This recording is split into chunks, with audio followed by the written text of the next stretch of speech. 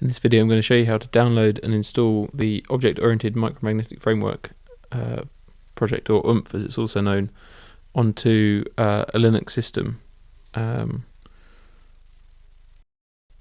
I'll get around to doing a similar video for Windows in the future, but for now I'm going to stick with Linux, and I'm starting on the main OOMMF page, which is math.nist.gov/OOMMF. And this page has got some basic background on the project, as well as links to documentation, downloads of the software, and then some other resources, such as papers citing the project, and other tools that users of OOMMF have produced and made available. One thing to point out is even though there are alpha and beta releases available, you might expect that the beta release is the stable one and therefore the one to go for, but actually the recommendation is to use the alpha release, which is has got more bug fixes and more features. So here we go, we go on the alpha release, we just scroll down to the most recent one, alpha 6, click on the source code, because source only version, because we're going to compile it in Linux, and we just set that downloading.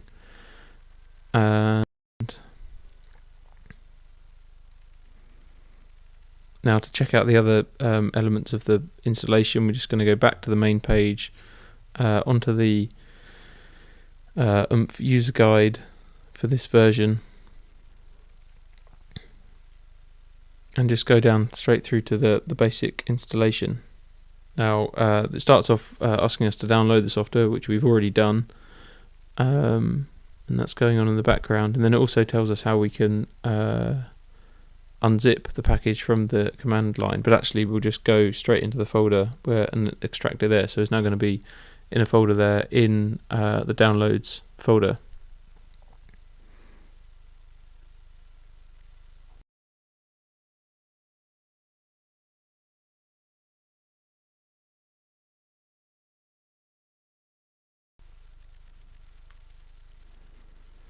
So now actually we can just scroll right down to this check your platform configuration part of the installation, which lets us see what OOMMF thinks our platform is. So we do that by navigating to the OOMMF folder we just extracted to, and then running tclsh oomph.tcl plus platform, and that gives us a report about what OOMMF thinks is going on. And actually, and this is probably what will happen the first time you run it, is you get an error saying that there's a problem with tcl.h and tk.h, but that's okay, because I know that's just because we don't have the tcl and tk developer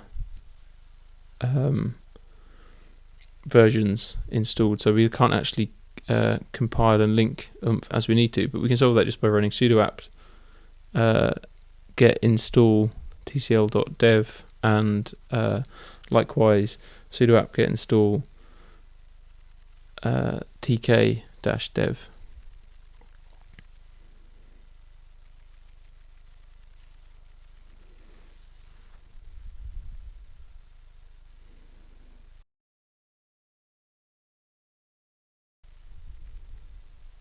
Now we just run oomph plus platform again, that same command, and now we'll see the error is gone because we've now got the right version of TCL and TK installed. So now we can scroll, now we've got rid of those errors and we're running on Linux, we can scroll right down to this compiling and linking section, and here again it's fairly straightforward. We just need to run, well, first of all we go to our oomph folder and then run these few commands. Now if you're upgrading from an old version, then there's these options of either pymake upgrade and pymake disk clean, which makes sure we're starting from a fresh situation. But actually, if this is your first install of OOMMF, then you won't need to worry about that, and you can just run tclsh oomph.tcl pymake. And this will probably take about maybe 5 or 10 minutes, depending on the speed of your machine. I've sped it up in this video just to save time.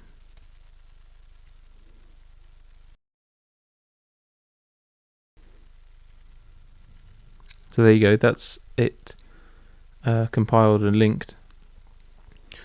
So now we just need to go back to the basic installation page and see how we can actually run OOMMF.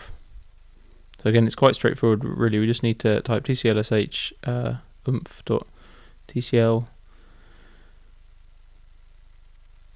from the OOMMF folder, and there you have it. It loads up, and we can just click through those checkboxes and load up the solver, the vector image display program, and the graph display.